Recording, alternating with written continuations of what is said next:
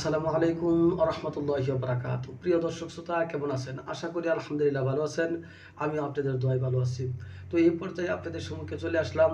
পূর্বে যে 18,000 শ্রমিক যারা মালয়েশিয়ায় যাওয়ার জন্য প্রস্তুত ছিলেন, তাদের সম্পর্কে কিছু কমেন্ট আমার ভিডিওতে এসেছে। সেই কমেন্টগুলোর উত্তর দিতে আজকে চলে আসলাম। আসলে আপনারা জানেন যে কিছুদিন আগে মালয়েশিয়ার মধ্যে একটি প্ল্যানে, অর্থাৎ একটি সেক্টরে, প্ল্যান সেক্টরে লোক নেওয়া শুরু হয়েছে। তবে আমি একটি ভিডিও দিয়েছিলাম। সেই ভিডিও দেওয়ার পর আমার কাছে কয়েকটি বই এসে জমা হয়ে গেছে। এখন আপনারা যদি আমাকে প্রশ্ন করেন যে ভাই আমি একটা বই দিতে চাই, আপনার অফিসের ঠিকানা দেন, আমি আসবো। আসলে ভাই এখন আর আমার হাতে সেই সুযোগ নাই। আপনারা এখন আমার সাথে যোগাযোগ করেও আর কোনো ফায়দা হবে না। কারণ হচ্ছে 31শে জানুয়ারি পর্যন্ত সময়সীমা নির্ধারিত ছিল, শেষ। এখন আপনাদের বই নিয়ে আমি মেডিকেল করে এই সময়সীমার মধ্যে আপনাদেরকে সমাধান দিতে পারবো না। তাই আপনারা আশা করি যে এখন যদি এই সেক্টরে আপনারা ঢুকতে চান, তাহলে আমার পক্ষে আর সম্ভব না।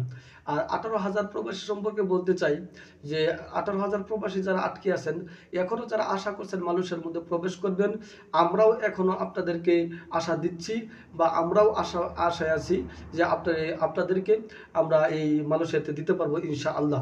তার কারণ হচ্ছে আপনারা জানেন যে বিভিন্ন গভর্নমেন্ট থেকে আমরা বারবার আপনাদের সম্পর্কে আশা বা মানে আশ্বাস পাচ্ছি, এবং আপনাদের সম্পর্কে বিভিন্ন সংবাদ আমাদের কাছে পৌঁছাচ্ছেন। এবং আমরা যখন গভর্নমেন্টের কাছে বারবার যখন আপনাদের কে নিয়ে যখন আলোচনা করছি, তারা বারবার আমাদেরকে আশ্বাস দিচ্ছেন, হ্যাঁ আমাদেরকে ওনারা একটা সুস্থ সমাধান দিবেন ইনশাল্লাহ।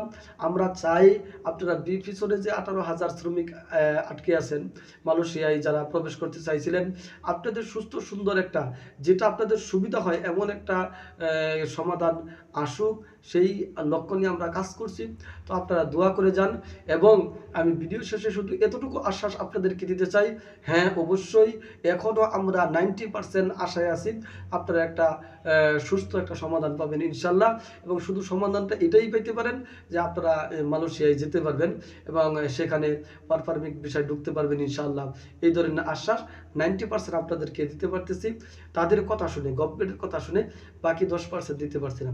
জি, এই ধরনের প্রবাস সংক্রান্ত আরও কোনো তথ্য এবং পরামর্শ যদি আপনাদের জানার থাকে, অবশ্যই আমাকে কমেন্টে প্রশ্ন করবেন। প্রশ্নের উত্তর আমি আপনাদেরকে ভিডিও আকারে দেওয়ার চেষ্টা করব।